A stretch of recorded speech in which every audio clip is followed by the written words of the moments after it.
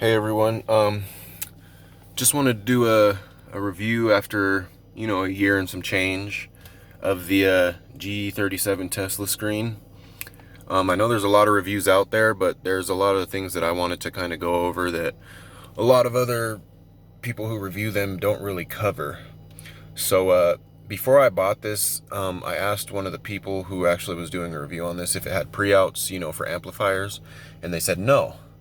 It turns out I went ahead and ordered it anyway, and it turns out that it does actually have those pre-outs, which is awesome because, I'm a big car audio guy, and that's what I kind of hated that I bought this car, is that you really can't do much with it, as far as the audio system goes.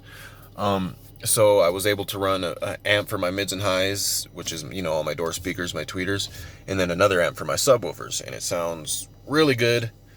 But the output voltage from the pre-outs is really low, so I had to run a line driver, to kind of boost the signal. But anyway, moving on. So this is better than the stock stereo, obviously, but it does actually suck pretty bad. It's slow, really slow. The Bluetooth tends to drop out at random times. It does work, but it like drops off and doesn't like to work sometimes, and it sucks. When you pay this much money for something, you expect it to work, but it's kind of just like a cheap Chinese tablet. But my favorite thing here, I'll show you how slow it is. I keep mine hooked to my hotspot. I actually have a hotspot module up under my dash from T-Mobile. It just plugs into the OBD2 port, and it provides internet inside the car. It's like having Wi-Fi in your car. Let me show you how slow this thing is. So you hit that, and I like to use Spotify, instead of Bluetooth, because it just works a lot better. And it takes about 30 seconds just to open Spotify. On my phone, it's pretty much instant.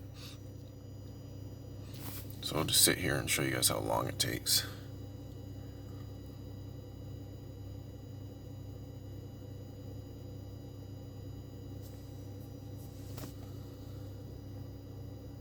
I know.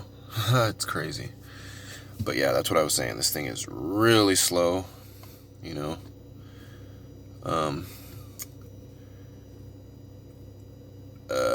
I mean, aside from that, it works. It has Bluetooth, which the stock stereos in these cars don't. It's it's basically just an Android tablet. So pretty much anything you can do on there. Okay, now finally got to the point to where I can actually play something. I don't really want to.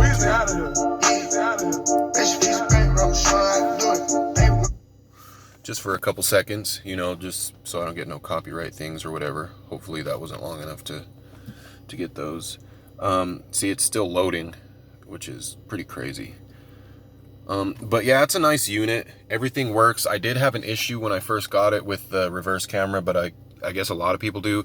It was a really simple fix. I figured it out myself. I really don't even remember what it was. I think it was just that I had something plugged in wrong or something. So I just took it back out and kind of looked a little closer at everything, and I was able to fix that myself. I never really had any problems with the AC or anything like a lot of people do. It all went pretty smooth for me. But after a while, I figured out this, just installing Spotify is the best thing to do. $10 a month for Spotify is worth it to me, as opposed to using Bluetooth, because Bluetooth on this thing is kind of a pain in the ass to use.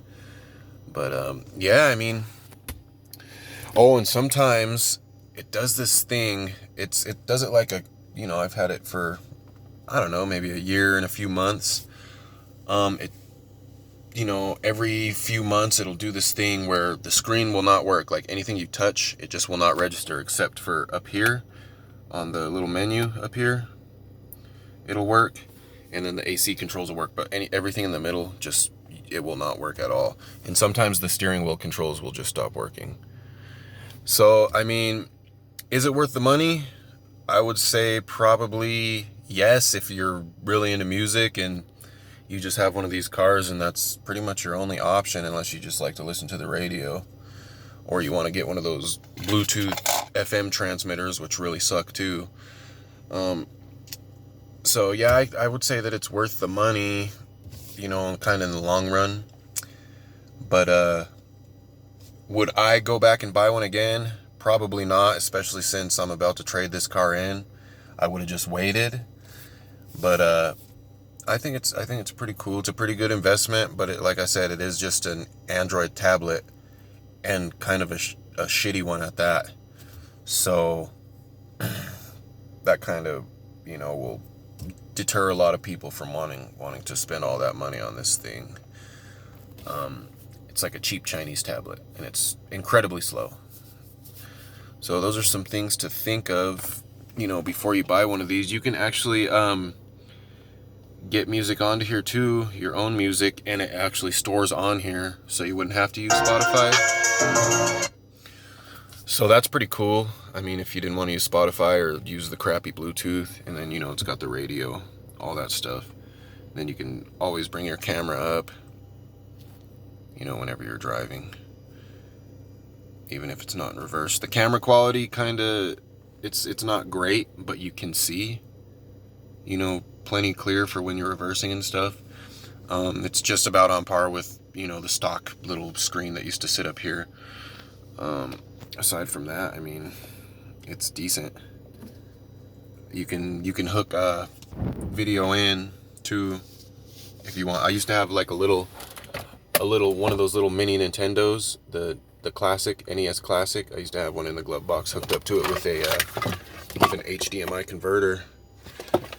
But I took it out just because I don't trust people, you know, not to steal my stuff. I've got my trunk pretty much permanently closed just because of my subwoofers and my amplifiers and everything. You know, it's got this phone link thing where you could probably mirror your screen, or maybe it's like Android Auto, or, you know, whatever the Apple one is called. I haven't really tried it, just not interested in it. Like I said, I just use mine for music, and I just use Spotify, which is plenty for me. That's all I really need. You know, I've got thousands of songs just right here. Maybe not thousands, like 1,000. But yeah, it's cool. I mean, the final decision obviously is up to you. Don't base your review, or not your review, don't base your decision on my review, because this is kind of a crappy review. I was just kind of letting people know the issues and stuff that I had.